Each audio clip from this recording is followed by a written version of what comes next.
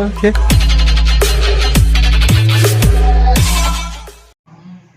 Assalamualaikum warahmatullahi wabarakatuh. Di sini saya akan belajar menganalisa suatu laporan keuangan perusahaan yang bila mana rekan-rekan akan berinvestasi atau menanamkan modalnya kepada satu perusahaan, sebaiknya kita tahu dulu seberapa baik perusahaan tersebut. Dengan cara kita membaca rasio-rasio sini akan saya sampaikan. Yang pertama yang kita harus ketahui, rasio profitabilitasnya, rasio likuiditasnya, serta rasio solvabilitasnya dan rasio aktivitasnya.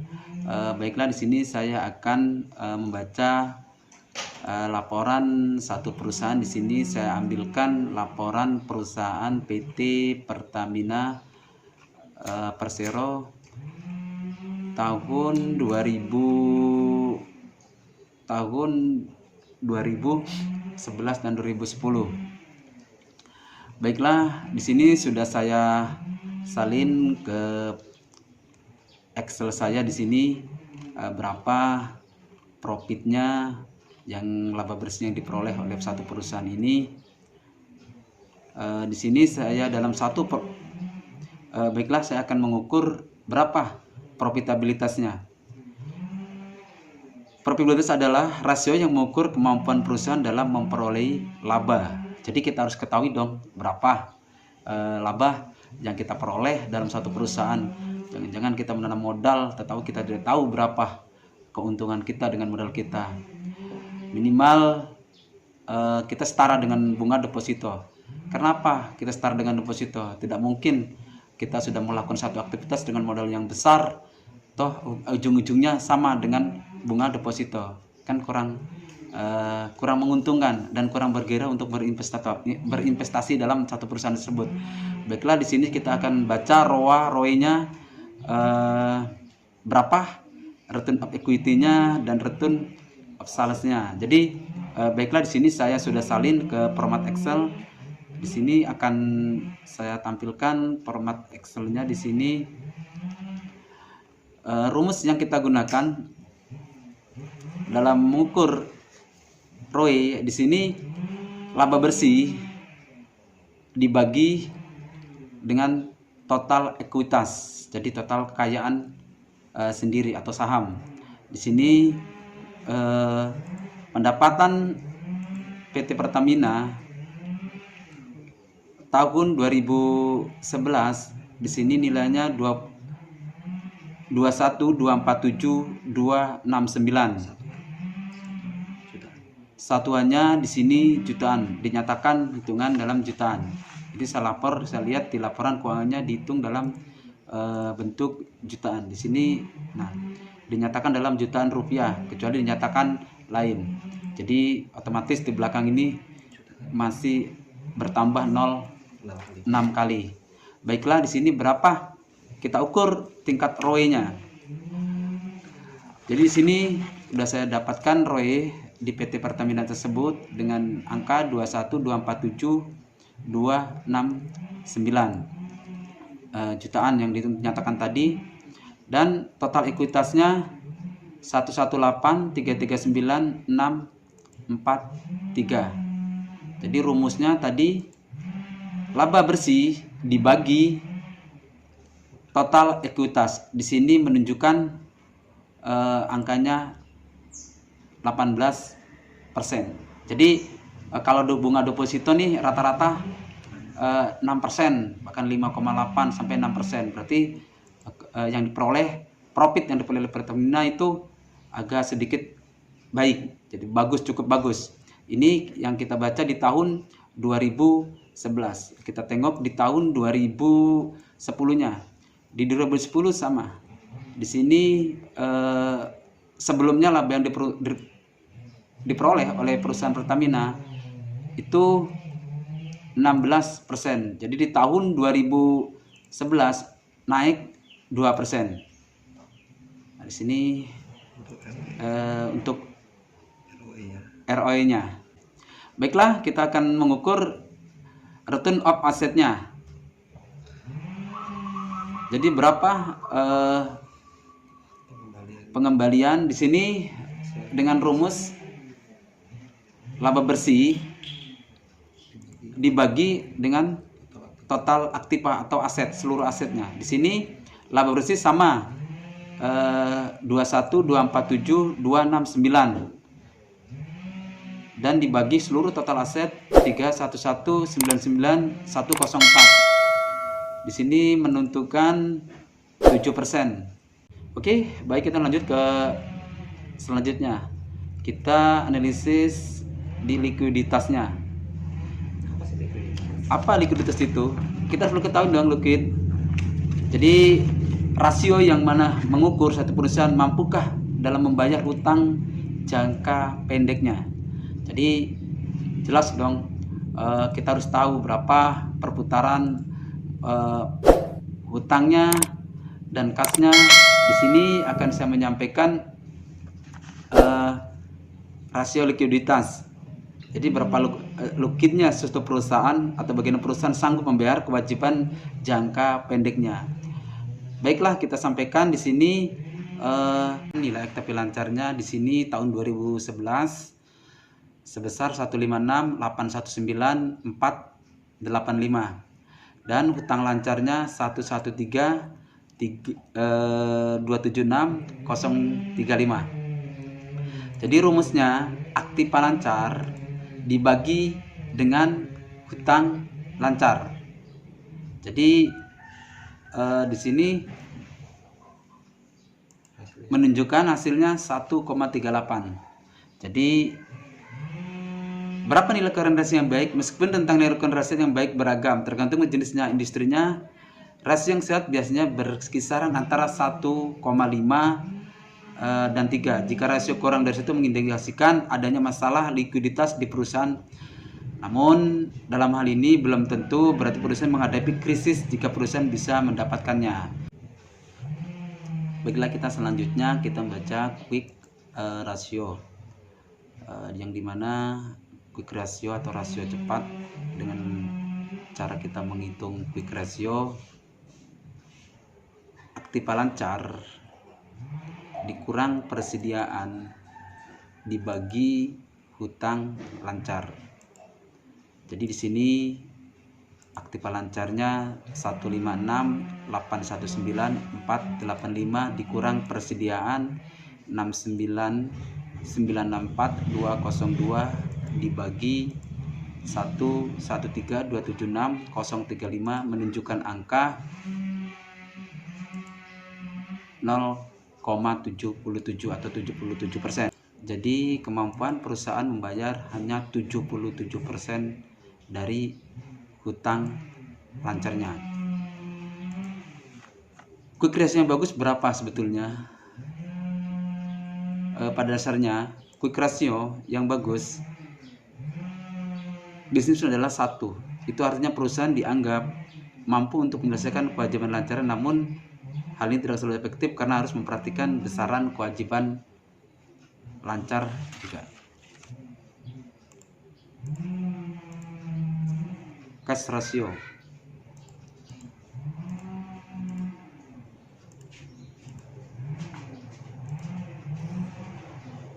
Baiklah, di sini kita lanjutkan, kita membaca cash ratio perusahaan Pertamina. Sini yang mana dengan rumus kas dibagi hutang lancarnya. Jadi kemampuan bayarnya berapa persen? Di sini menunjukkan angka 0,26 atau 26%. Jadi kemampuan kas membayar dengan seluruh total kasnya, kemampuan hanya 26%. Baiklah, kita lanjutkan. Di sini akan menyampaikan rasio selanjutnya. Di sini rasio yang ketiga, rasio solvabilitas, di mana satu perusahaan dapat membayar seluruh hutangnya, hutang jangka pendek maupun hutang jangka panjangnya dengan modal dengan aktivanya, dengan seluruh aktivanya. Baiklah, di sini saya akan menunjukkan sebagaimana perusahaan mampu membayar total seluruh hutang jangka pendek maupun panjangnya dengan asetnya. Baiklah, di sini kita baca dulu debt to asset ratio. Di sini dengan rumus total hutang dibagi aktifanya. Di sini total hutangnya 193.659.461 dibagi 155.1969 dan menunjukkan angka 1,25. Jadi di sini saya akan sampaikan berapa sih debt to asset ratio yang baik. Apabila rasio utang lebih besar dari 0,5 atau 5 kali, maka bagian besar aset perusahaan adalah hasil pembiayaan dari hutang.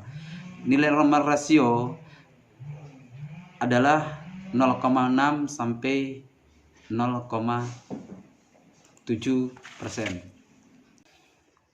Baiklah, kita yang selanjutnya membaca satu rasio solvabilitas, yang mana di sini tingkat kemampuan satu perusahaan membayar hutang jangka pendek maupun jangka panjangnya.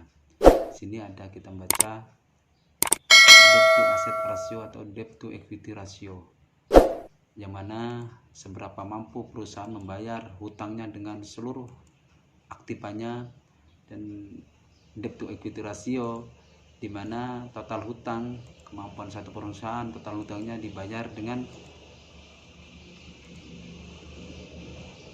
modalnya, artinya dengan jumlah total ekuitasnya.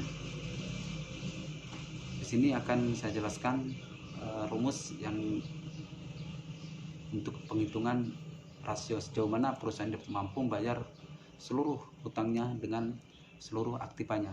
Baiklah, di sini akan kita jelaskan. Di sini menunjukkan total hutang perusahaan Pertamina 193.659.461 dibagi total aktifanya. Di sini menunjukkan angka 155.179.619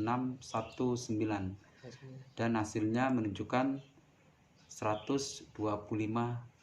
Jadi di sini menunjukkan angka 125% atau 125%. Dari yang baik adalah minimal 100%, 1 banding 1. Jadi di sini menunjukkan 125%, berarti perusahaan tersebut hutangnya lebih banyak dengan asetnya. Oke lah, kita lanjutkan selanjutnya debt to equity ratio.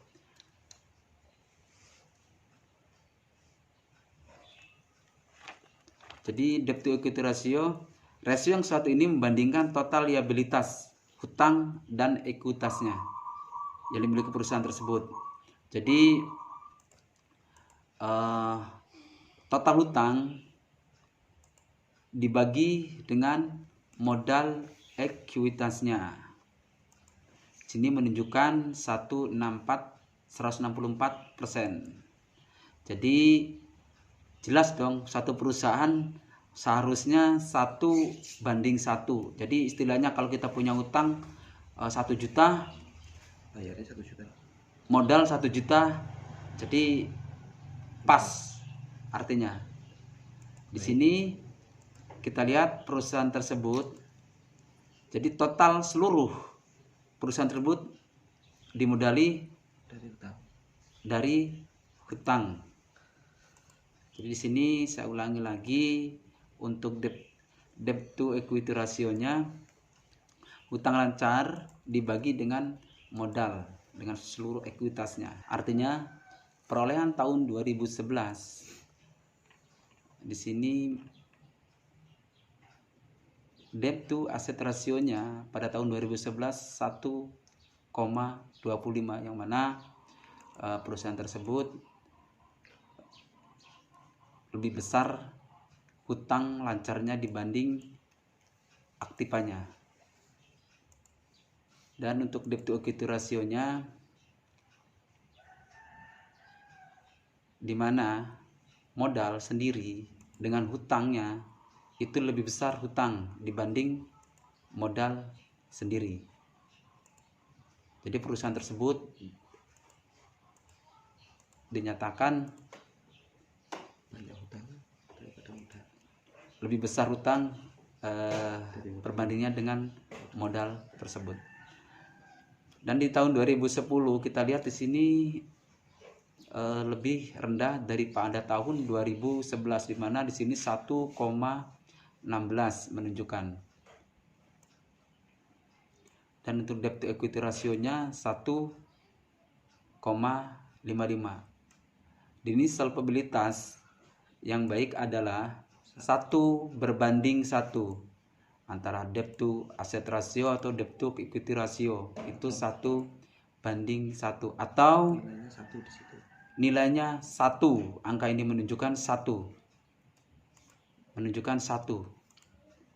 Jadi wajar dong kalau kita melihat satu perusahaan, kita punya modal 1 juta misalkan, kita hutangnya 2 juta, berarti kan sangat berisiko. Dimana dalam satu perusahaan itu mengalami satu trouble atau satu permasalahan. Jadi kita harus pandai-pandai melihat dan menganalisa seperti apa kita menentukan perusahaan, berapa tingkat kemampuannya dalam satu membayar hutangnya, dengan total hutangnya, dengan modal juga, dengan modal ekuitasnya, dengan modal sendiri. Jadi kita harus kaji kembali. Baiklah, kita selanjutnya kita membaca rasio aktivitas. Baiklah, yang mana rasio aktivitas?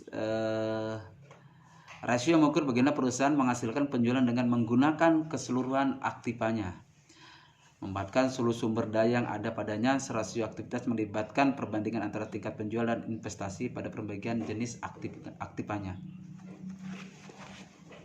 Di sini saya akan membagikan rumus atau menjelaskan satu perusahaan seberapa besar putaran yang terjadi atau yang diperoleh oleh satu perusahaan. Di sini kita melihat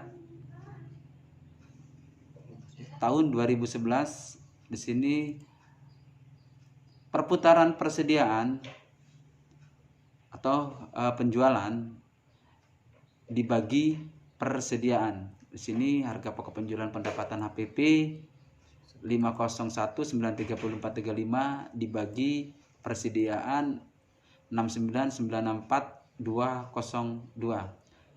Di sini hasilnya 7,17. Artinya perputarannya dalam satu putaran 7,17.